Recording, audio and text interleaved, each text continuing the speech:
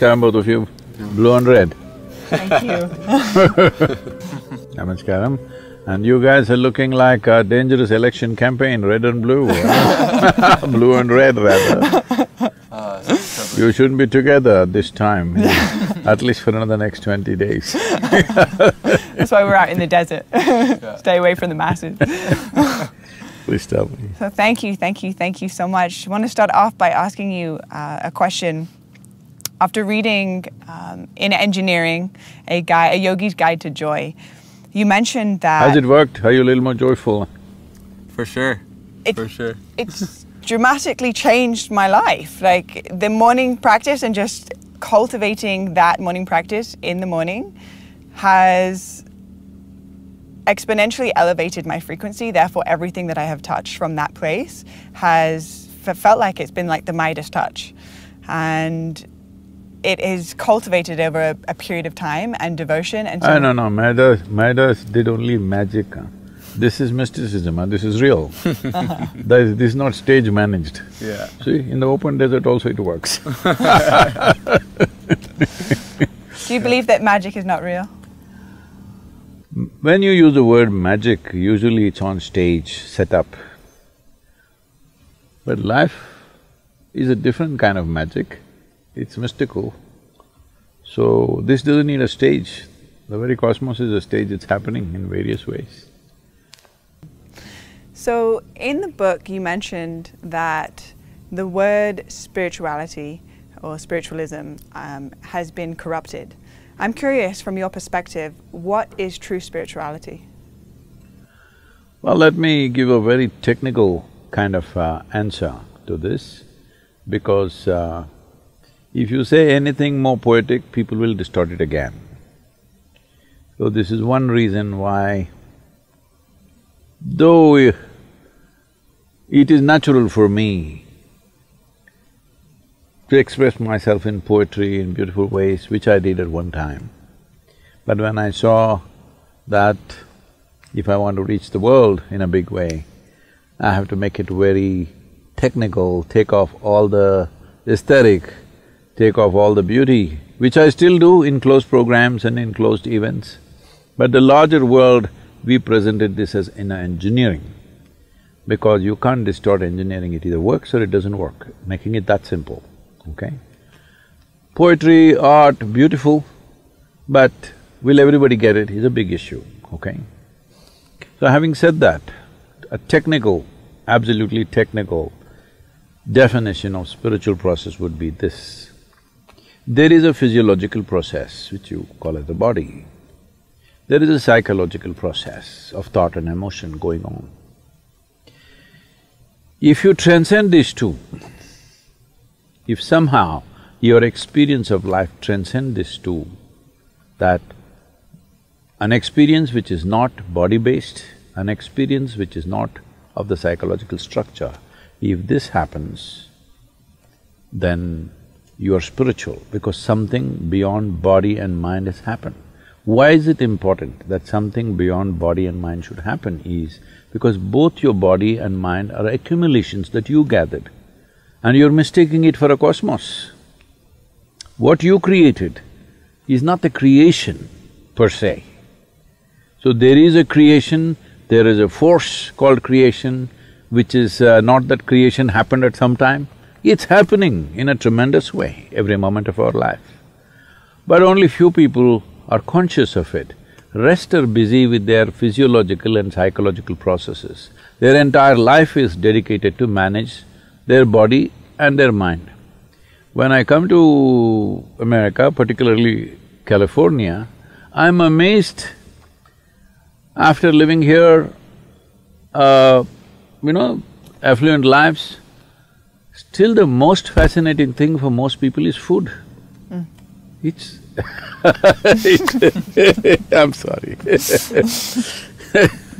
Still food is the most interesting and fascinating thing, and even among whatever we speak and do, we made a book called Taste of Isha. That's the highest selling damn book. This is the human tragedy. Okay, I can understand A man who is living in the desert, who's hungry, who's not eaten anything other than lizard meat, that man is fascinated about food. But people who have lived in affluent societies, who are exposed to everything, they've tasted too many things, they shouldn't have tasted that many. Every possible animal they killed, every possible plant they cut and ate, but still they're overly fascinated about food. And next is their emotions. People think talking about love is something superior and spiritual. Nothing, it's just human emotion. I'm saying, why are you struggling with something so simple that your dog is capable of? If your dog is capable of it, you're capable of it for sure, isn't it? Right now, human beings are getting inspired by the dogs. No, dogs should be inspired by you because you're more evolved, I believe. Hello? So spiritual process means something beyond body and mind became a living thing in your life, it became a living experience. I'm sorry if I've… too abrasive. No. I'm curious actually, your perception on water fasting or fasting and taking prolonged periods She went of to time. food directly. Okay, fasting, not food, good. It's the opposite of food. It's time away from food and the benefits, if you believe there are any benefits from allowing ourselves to take a reset and to renegotiate our relationship with food. See, this happened in Los Angeles. A cardiac surgeon drove his… he was little fascinated with his Ford Mustang. That was his car, and he was little excited about it, and one day it started coughing a little bit. So he took it to the local mechanic and said, some problem, please fix it. He said, yeah, doc, come tomorrow morning, it'll be ready. The doctor, before going to work tomorrow morning, he went there, but it was not ready. So he said, okay, come in the evening, it'll be ready. He came in the evening, it was not ready.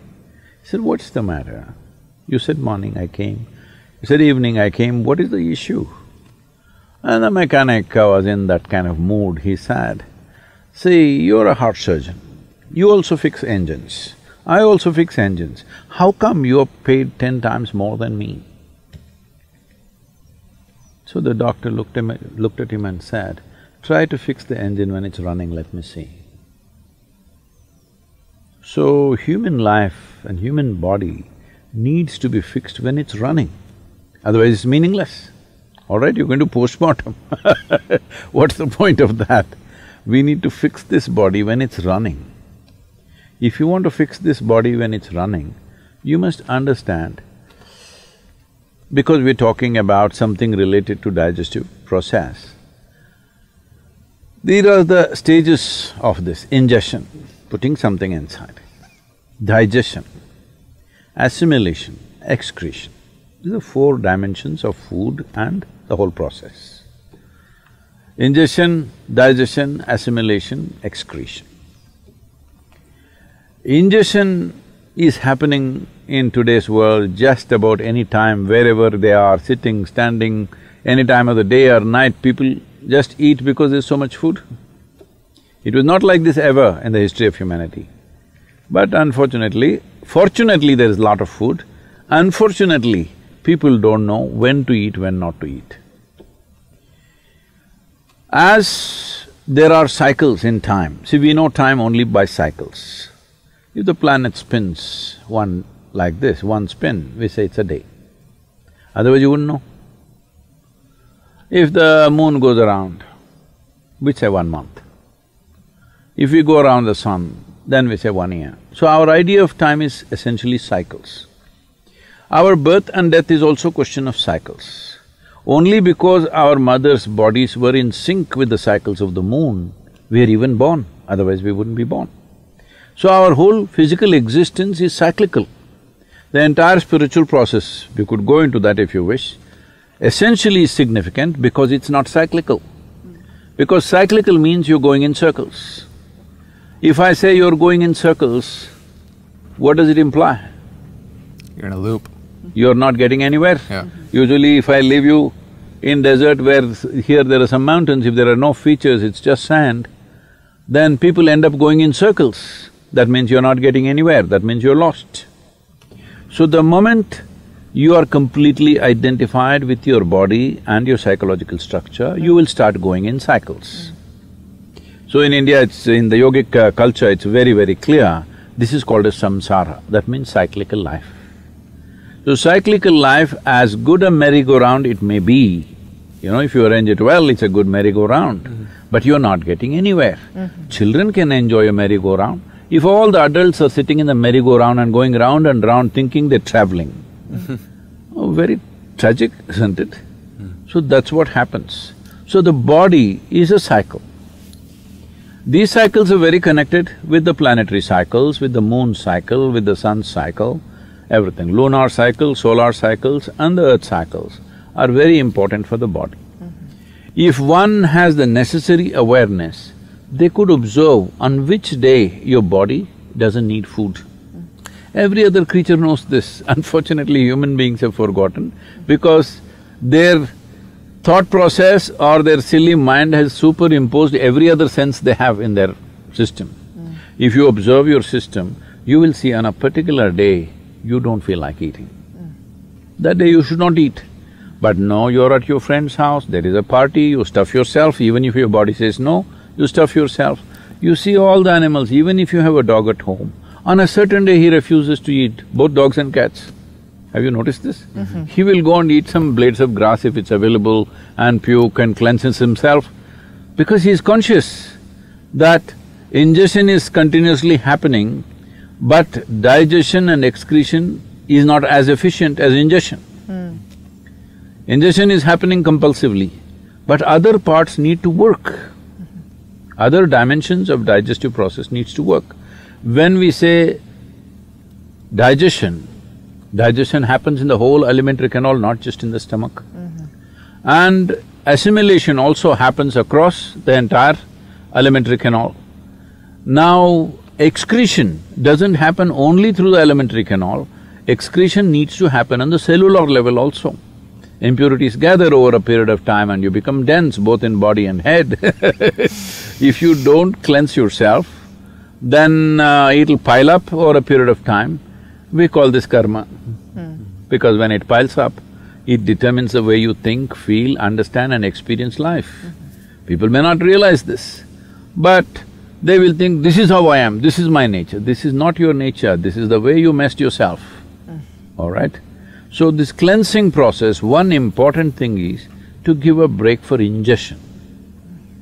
Because other systems are largely involuntarily, you can stimulate them, but they're involuntary, they're functioning. Ingestion is a voluntary process, though unfortunately for most people it's become compulsive. It should be a voluntary process, that is, I eat when I want to eat. When I decide I want to eat, I will eat. My hand doesn't decide when to eat. If there's anything, you know, people are doing this all the time. I relate. I think if we leave a bunch of good chocolates around you, your hand will eat, not you. So ingestion should be a conscious process. To bring this consciousness, there are many methods. One is fasting. Simply denying yourself food and water could cause damage to the system.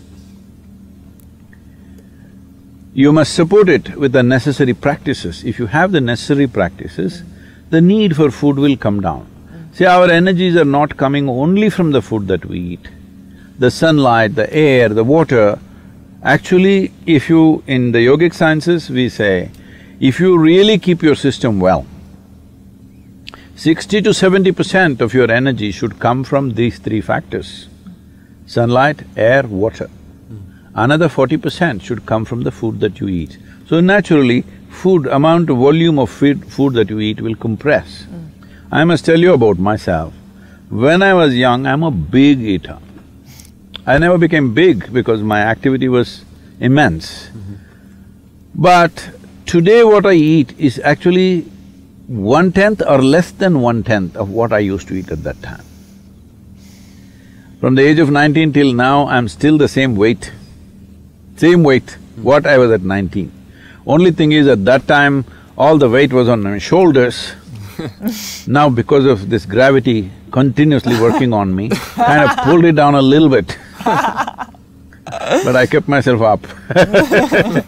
So fasting as a process must be done with necessary understanding. If people don't have that awareness, in India we fixed the 11th day of the moon cycle, you must fast. If you're not able to fast, you go on something very light, it's called palhar. That means you go on fruit diet. Because fruit is a substance which is over 90% water, and you must eat water, not drink water. This is the yogic science. As far as possible, you eat water. You always be conscious about the food that you're eating, what is the water content. Like a South Indian meal, if you eat, a cooked meal I'm talking about, if you eat, very easily 60–70% water. In fact, more.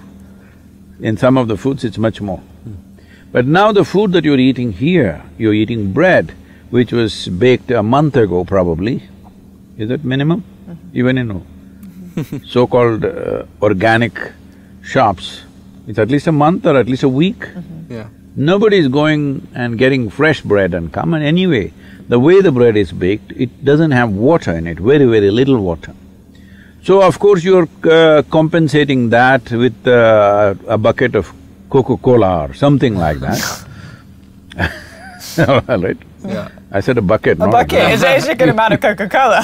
Where is this big? Yeah. So, but that doesn't work like that. If you drink any liquid along with your food, the acids that are necessary for digestive process will get diluted. Your whole digestive process gets inefficient. Because food, when it goes in, if it contains water, it assists.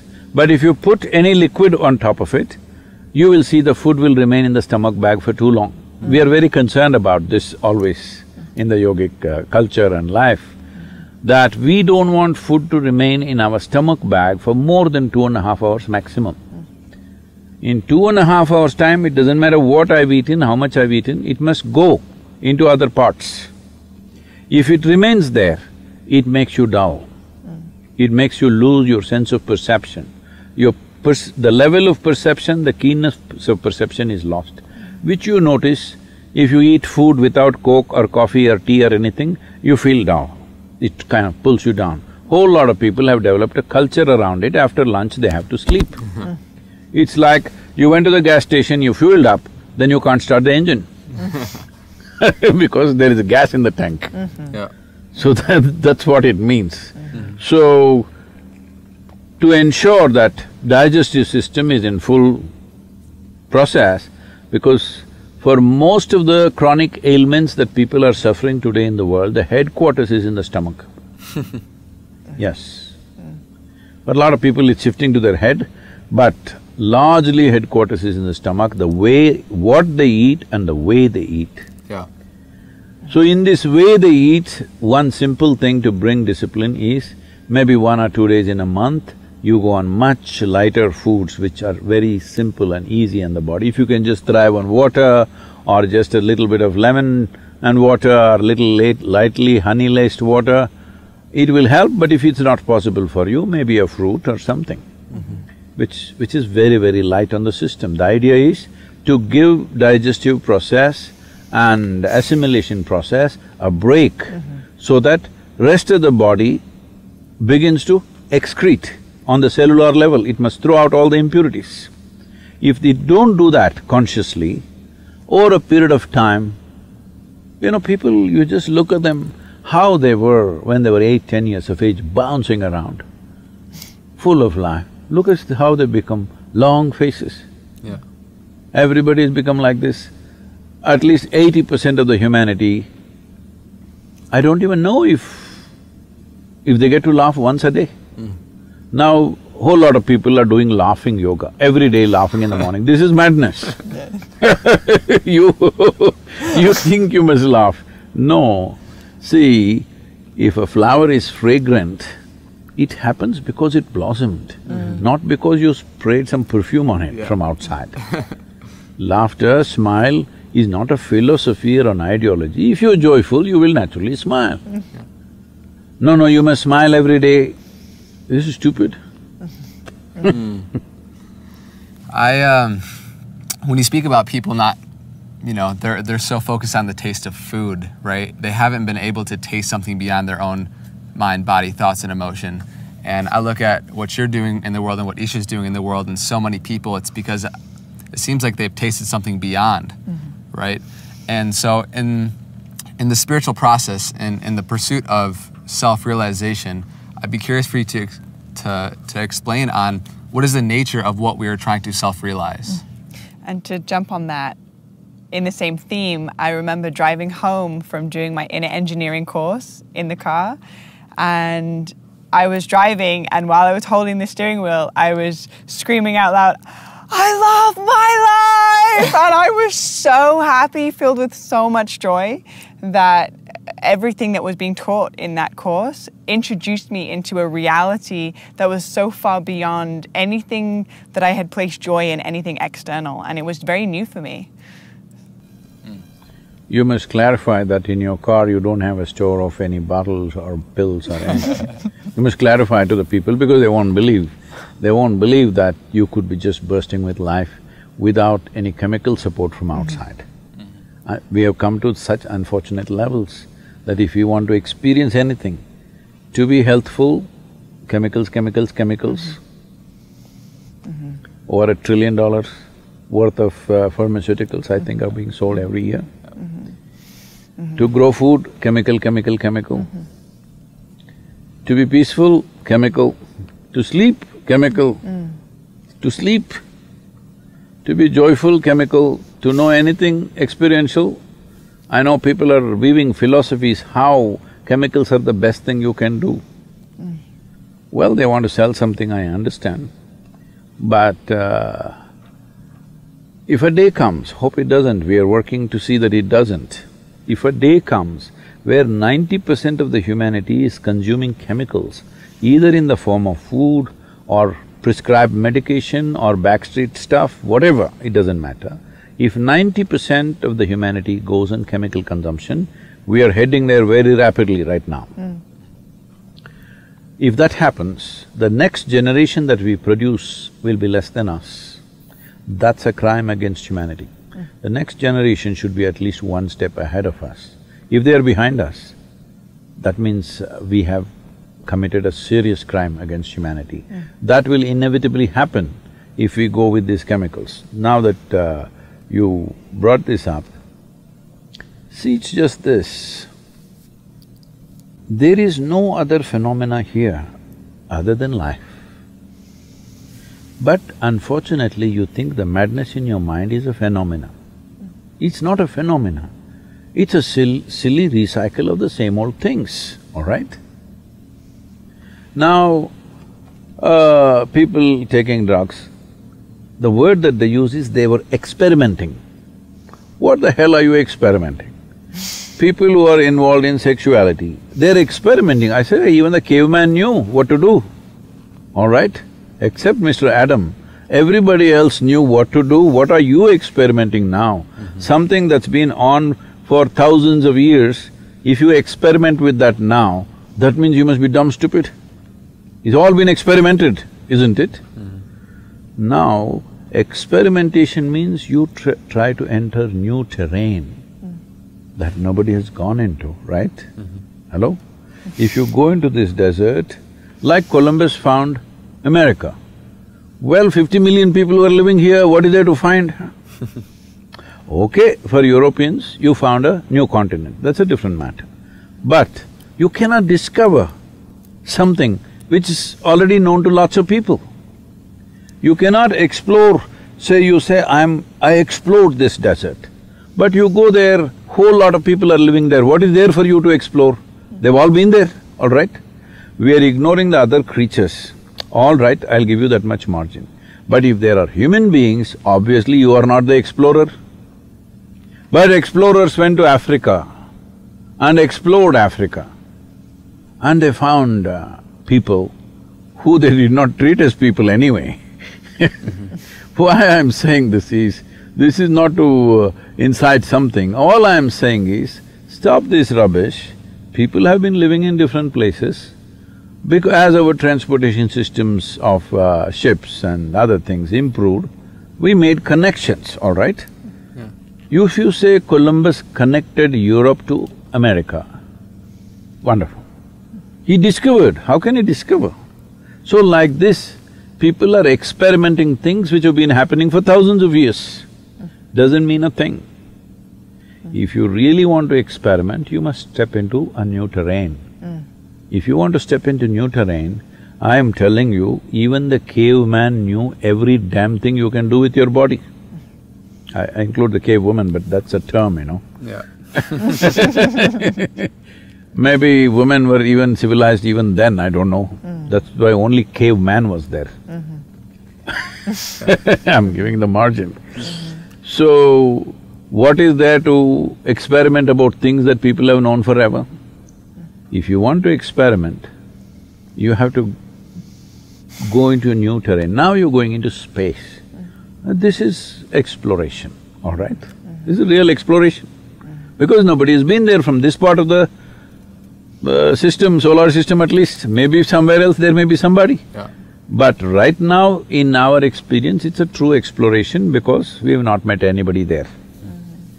Similarly, if you go into a dimension which is beyond physicality and psychological space that you have, then you will see you will meet nobody. But that's a real exploration. And then you will become like, you cannot be not alert for a moment because everything is new. Everything is absolutely new. And everything is absolutely new terrain every moment of your life. So, that's how your sleep will go down, everything will go down, various other things that you are playing with all fall off. Not that you gave them up, they just fall off. People think somebody has renounced something. People keep on asking me, Sadhguru, why did you renounce your business and this and that? I didn't renounce the damn thing, so stupid it was, it just fell off. Yeah. It's like a child, a 5-year-old kid maybe having a little doll or something, what… your teddy bears are still there or Barbies have taken over, I don't know. Let's say a teddy bear, you're playing with it. On that day, if I take it away from you, oh, you would be deeply wounded. But do you know where your teddy bear actually went? Your favorite toy or doll that you could not live without at one time, somewhere it fell off, you didn't even care because you grew up, isn't it? So if you grow up, your food, your excitement about eating this and that, I'm not saying you should not enjoy food, I do. I'm a good cook, all right? I'll come out as a good cook one day because I will present myself one day as a really good chef, huh? We'll do that when we have the time. But this fascination about little things, it's not that you should not enjoy it, it is not that you should be not involved in it, but I think there is a kind of a fetish which is unhealthy, that must go. That will not go unless you find something more significant.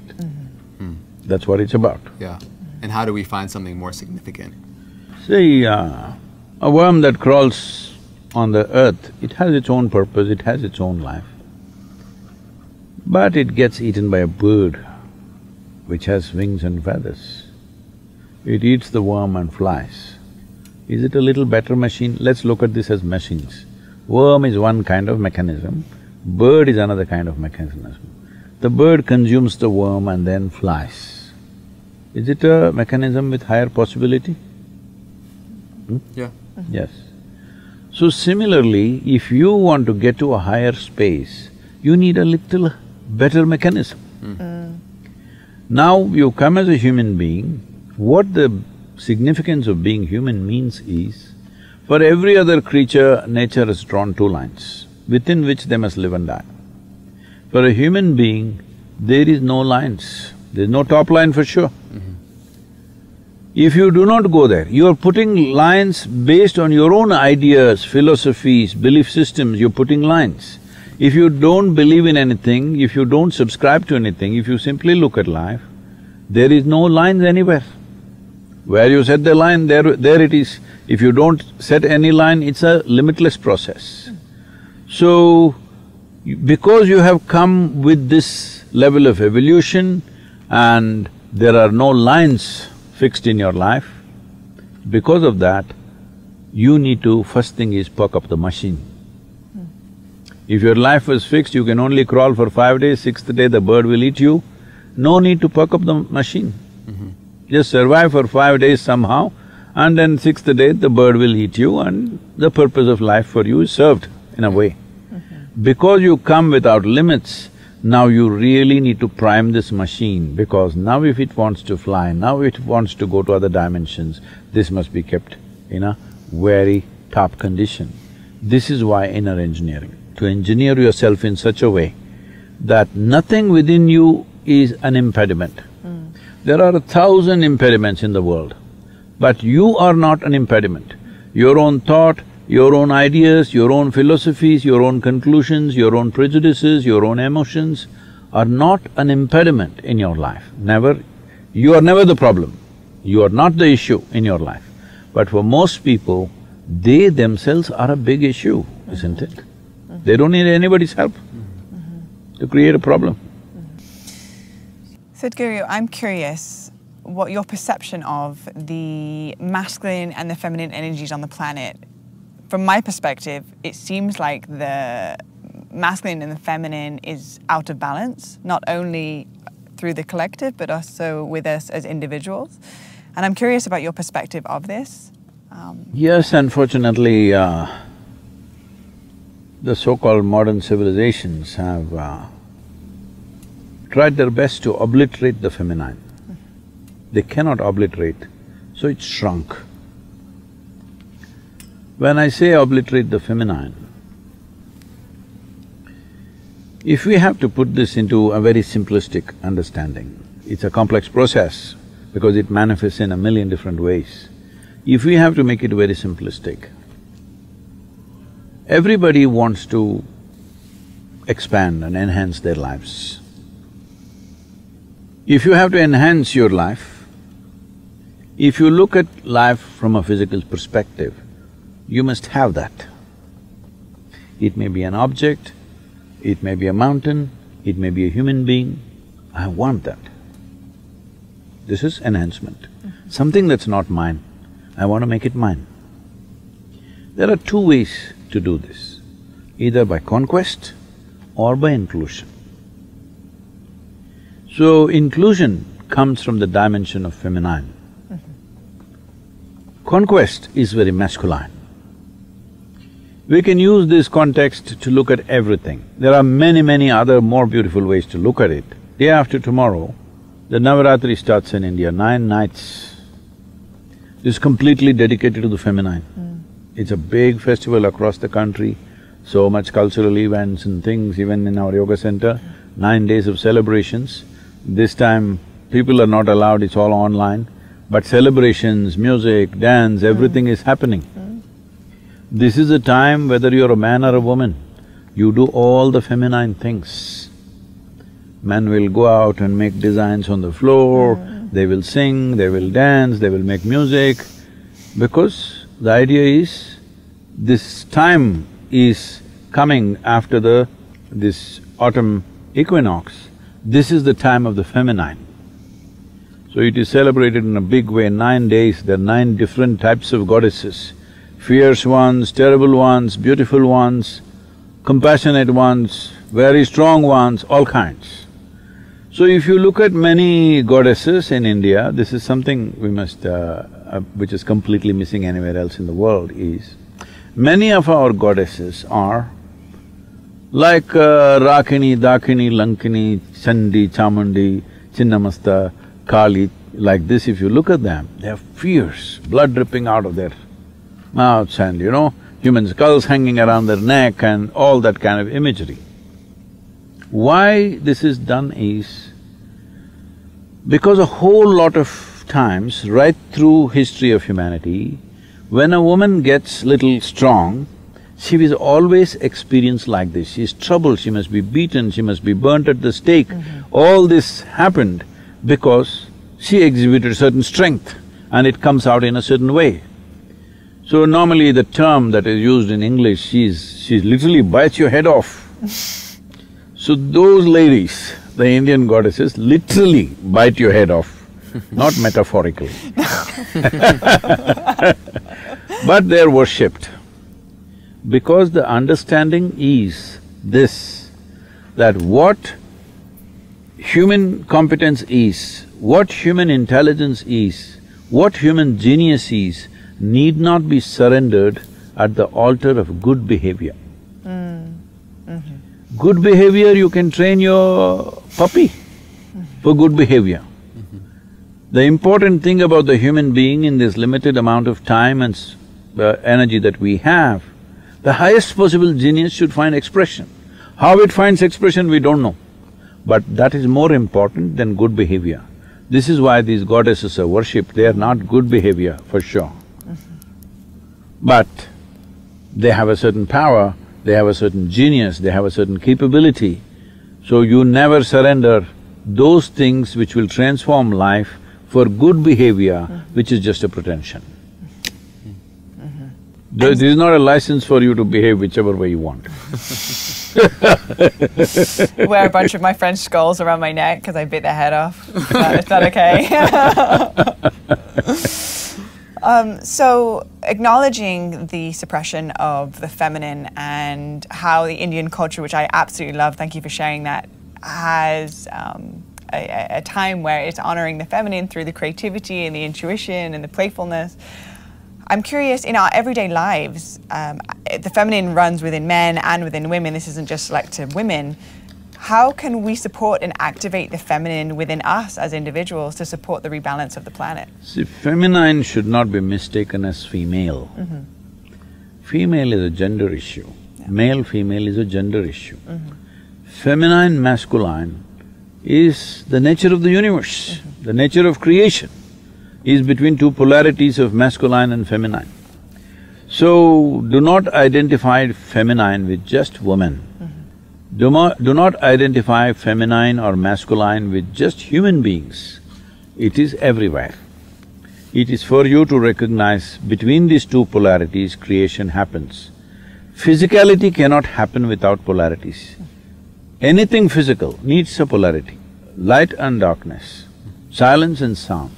Even if you take electricity which we're using right now, positive, negative, otherwise there's no function, all right?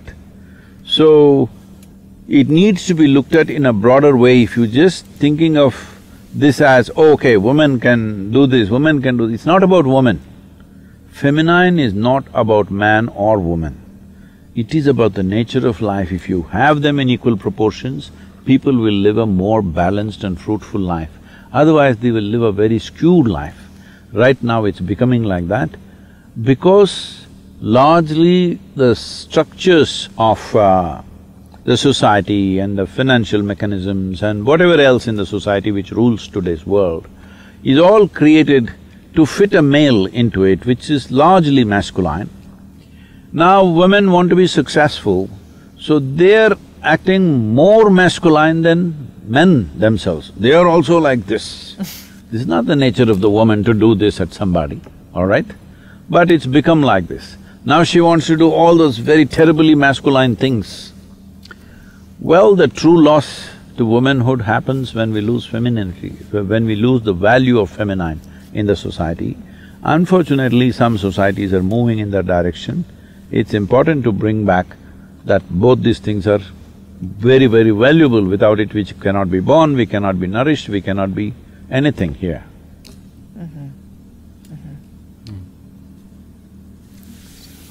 Yeah.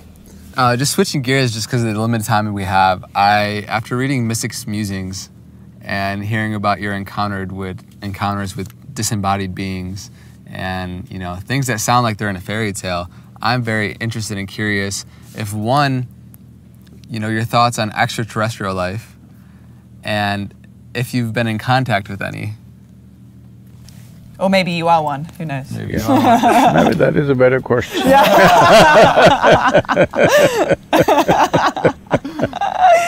Am I looking extraterrestrial?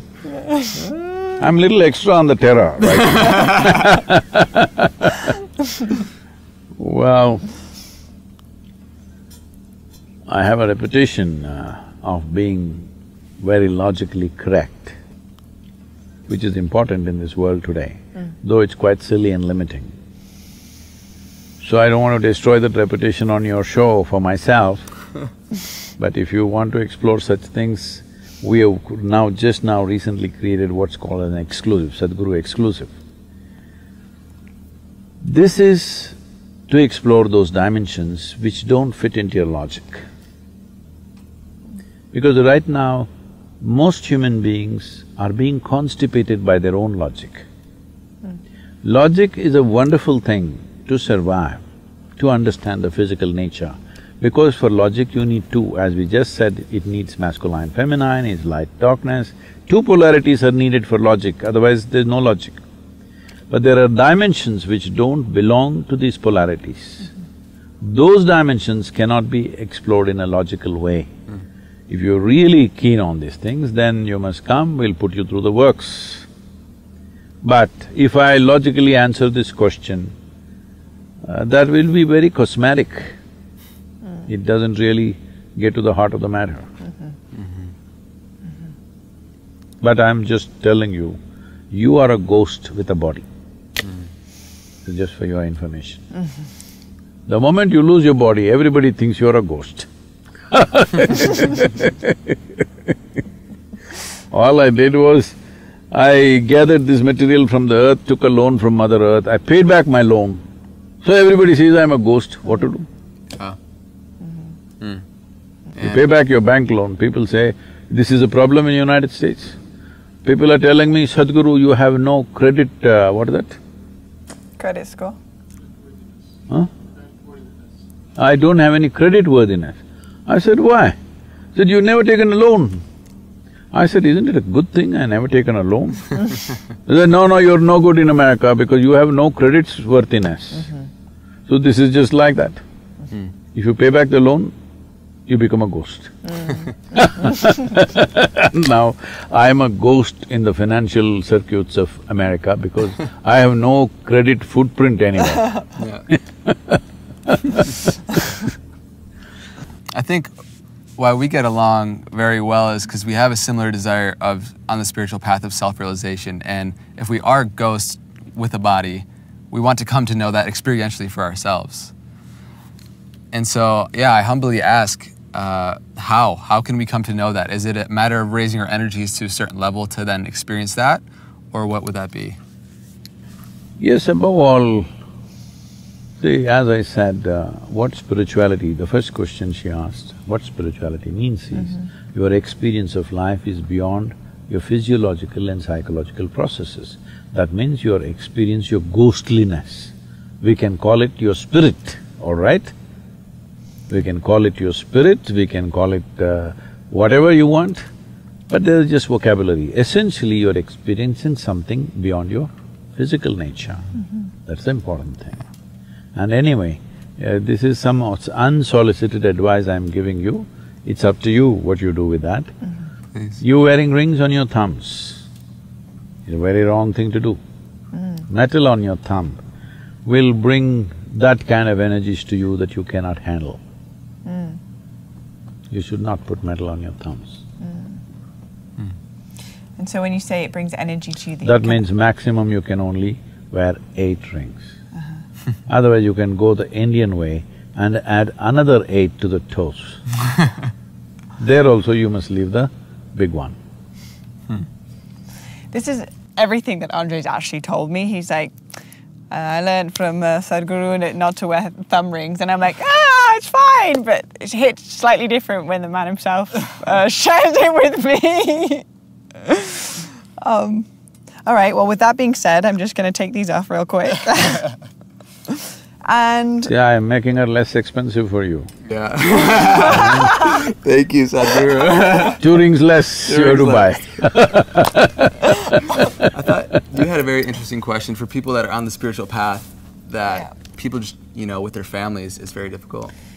So, something I have witnessed within my own personal experience and simultaneously within my audience, specifically through Deja Blu, is a child choosing their spiritual path, which is not necessarily in alignment with the family ancestry or the morals of the family, and it creating a clash, and the child essentially being ostracized from the family because the child is… Child means what? An infant or a toddler? Like essentially the child of the parents. So Okay. I would still be a child of my parents, Okay. however I'm 30 years old. Oh, you didn't have to confess like that. I was thinking you were 16. You're 30. So, almost 30. I don't usually handle confessions, so it's all right. You fit the part, truly. So I'm just curious if you had advice or some guidance around… See, as I said earlier, spiritual process is an exploration of new terrain. Now I'm your grandfather and I tell you, you must only explore what I have explored. The man is a nonsense, all right? Hello? Yeah. You must explore what I have explored. This is like everybody experimenting with sexuality. When the caveman also knew what to do, all right? Even Mr. Adam needed just a bite on the apple, that was simple. But you must experiment. What is there to experiment or explore? No, everybody knows what it is. So, exploration cannot be the way your grandfather did it, that's not exploration, that's a farce, all right? You just have to believe, that's the only way. This has happened because very dogmatic approach to to religions. So, it's extremely important that, and it'll anyway happen, in the next 50 years' time, it is important that the world moves from religion to responsibility for all the problems that we are creating on the planet. The only solution, including for the pandemic, is responsible action, isn't it? Right now, responsibility is there. No, responsibility needs to come here. If this happens, all these problems are gone. And anyway, from whatever 1,000 or 2,000 years old, people have been always modifying it the way they like it. Most religions say no divorce. Well, people are divorcing right, left, center, all right. Many other things. Whatever was said, thou shalt not, is a full-time transaction right now on various levels. So, I'm not trying to criticize somebody or make fun of something, but I'm saying it's natural evolution of human civilization that we will move from religion to responsibility. That means we understand the only piece of creation that we can experience right now is this. And the only doorway to the Creator is this. There is no other doorway anywhere. Even if it's there, you cannot experience it, I'm saying. Maybe there is a doorway in this little desert flower, but you cannot experience it, right? You can only experience what happens within you. So don't try to condition and control what happens within me. What I do in the society needs some control because others are involved. What happens within me, don't ever try to control and condition this because it's nobody's concern what happens within me. When I say what happens within me, I'm not just talking about physiological and psychological stuff. I'm saying what happens within me means beyond what I have accumulated in the form of body and mind, what happens within me must be totally it's the only doorway I have. If I have to open anything, it has to open up in my experience. Is there some other way? There is simply no other way. So what happens within me must be left untouched. That is the worst kind of contamination that can happen in a civilization, is people are concerned about what is happening within you. They should not be. How I behave in the world, yes, they should be because it concerns everybody else. What happens within me is nobody's business. What happens in my body may be somebody's business because if you do drugs, do this, that, and you fall sick, we will have to take care of you. It's happening, right? Taxpayers' money is going to take care of all kinds of people, drunkards, this, that, we have to take care of them. In that sense, we are concerned about what happens within your body, what happens in your mind. If you go crazy, tomorrow we'll have to take care of you, we can't just leave you on the street. So that is a concern. But what happens within me beyond that is nobody's concern. Because that's my space, nobody has any business to enter there. Thank you very much. Thank you. So, for everybody that's listening at home, wherever they are, my question to create a takeaway from this interview, Don't… This is not a takeaway shop. You just digest it, assimilate it, don't take away anything. Become. Because taking away is the worst thing, because that is not the nature of life.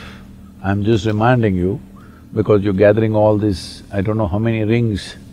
All right, now I've reduced it by 2 at least.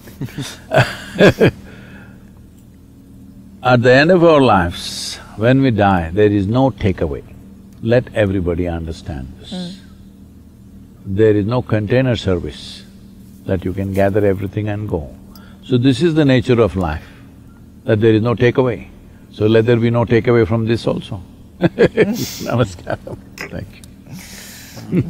So to all of you beautiful bluebirds out there, thank you so much for tuning in and coming into this experience in the Mojave Desert with myself, Andre, and Sadhguru. What an honor, what a pleasure, and what a privilege. So grateful that you are here today on Deja Blu Podcast, and so grateful for you tuning in at home, wherever you are. May you feel seen and loved and supported and blessed in this moment.